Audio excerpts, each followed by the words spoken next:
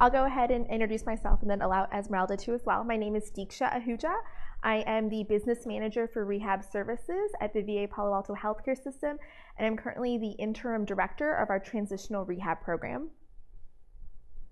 Hi, my name is Esmeralda Madrigal. I'm one of the polytrauma program directors specifically for the outpatient polytrauma program at VA Palo Alto, and I'm also acting as the assistive technology director at VA Palo Alto as well.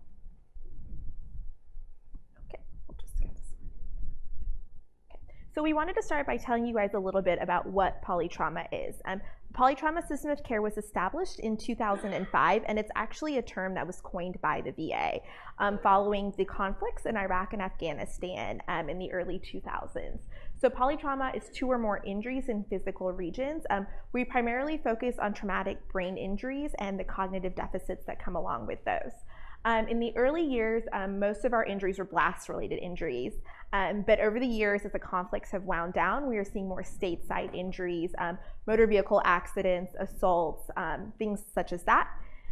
One of the unique things about the polytrauma system of care is that we do not only treat veterans, but we treat active duty military members as well on our units.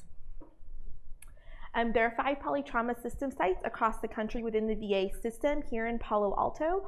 Our territory includes north to Alaska, south towards Texas, and then also Hawaii, the Philippines, American Samoa, and Guam. So we have a very large territory, but that doesn't mean that we only receive patients from this area. We can receive patients from all over the country. These are just some of the programs we have. So we have a continuum of care that spans from inpatient all the way to outpatient. And the 2 programs that we're going to focus on today are our outpatient TBI program as well as our transitional rehab program and the way we use technology in those. So the main goals of both of our programs is community reintegration. So how are we helping patients reach their goals of either returning to work, returning to school, or returning to meaningful activity? And many of the issues that surround patients with traumatic brain injuries and the challenges they have are difficulty paying attention, difficulty making decisions. They have a hard time remembering to do things. And so we really are focusing on how we can use everyday technology to improve and better their lives. So these are all things that most of you probably have at home. So iPhones, computers, iPads, wearable electronics, and Alexa homes. And these are all things that we're using from the get-go with our patients to really help augment their return to school or return to work. And one of the interesting things are, and we start from the minute they walk in the door. So we're moving into a new building this summer or next summer, and one of the goals we have is Amazon Echoes, and those will be placed in every patient's room from the minute they walk in, so those can really be used from the start of their rehab process. And these are just some of the apps that we're using with our patients to really help them focus on returning to school, returning to work. Some of the big ones are the VA's Concussion Coach. We use Proloquo 2, and then also Notability to help patients remember to take notes when they're in class or during meetings. And Esmeralda's gonna go forward and talk a little bit about TBI and aging. Thank you, Deeksha. So it's estimated that 320,000 U.S. troops suffered a traumatic brain injury from 2010 to 2015. In the polytrauma system of care, we're dedicated to provide lifelong care. So we ask ourselves, what will our troops, what will our veterans need over time? And what will the future of healthcare look like in the next 5, 10, 15 years from now? So in order to address some of those issues, we reached out to our future engineers. We collaborated with Stanford University Department of Engineering last summer to further explore how various technologies, specifically mobile technologies, applications, smart home technologies can be used to support the long-term management of TBI across the lifespan. I'm gonna go ahead and play a 2-minute video that was created by the Stanford students that highlights this initiative. So I think I'm also going to read the text as this video plays. I don't know if it'll play the music. In the past decade, medical technologies have improved tremendously, mentally deadly injuries. However, many soldiers end up with a TBI and have many challenges living a normal life. They forget to have coffee. They forget that we're cooking. Making decisions is sometimes hard for them. They could isolate themselves. The VA Palo Alto healthcare system is one of the first to tackle this issue. This is Dr. J. He's a neuropsychologist at the VA. He has many TBI patients who meet with him on a bi-weekly basis. Dr. J cannot detect a behavioral or cognitive decline. This is a big problem. How do you detect a sudden or gradual decline? We are Team VA Companion, and our goal is to help clinicians detect a behavioral or cognitive decline in our patients.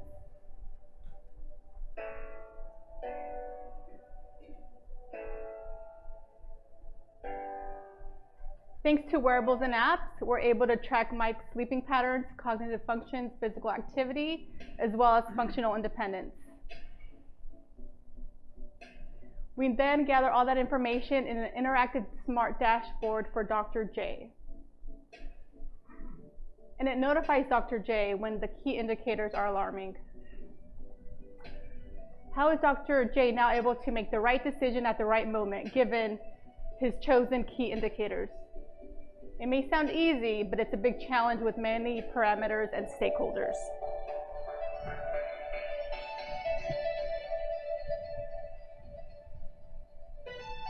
So this is the team that we work with over at Stanford, our future engineers. So I wanted to take the time and acknowledge and thank the students, as well as as well as our Associate Chief of Staff, Dr. Odette Harris, and one of my colleagues, Dr. Jonathan Sills, that helped lead this initiative. So I believe I probably have about 3 or 4 more minutes here, so I will go through a few more slides. So as a part of this project, we were able to interview 100 veterans. We collaborated with numerous clinicians across the polytrauma system of care to better understand what data was needed, what data should we be gathering, what data should we be collecting. So we worked through various concepts. The initial idea included creating an app and having patients complete surveys and input data specific to changes in their behavior. So we would probably ask them to fill out a PTSD checklist form or depression inventory. We soon realized that that wasn't the best way to capture data. And given interviews and feedback we received from our veterans, they wanted us to capture the data more passively.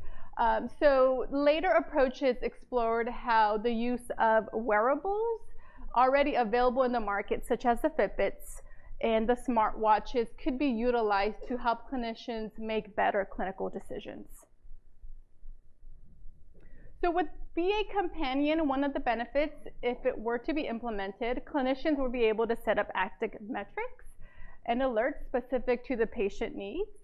We'll be able to expand access to better provide the right care at the right time. So we would be able to bring patients back in for follow-up care based off of clinical indicators, so a clinical need instead of arbitrary checkup times.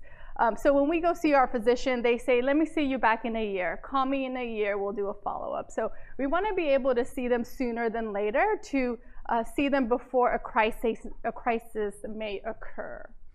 Some considerations to address: HIPAA compliance. We want to make sure that we're protecting this information. Privacy and security concerns. Some patients don't want to be monitored, or how long or what should we be monitoring. And also broader ethical implications of remote monitoring and surveillance.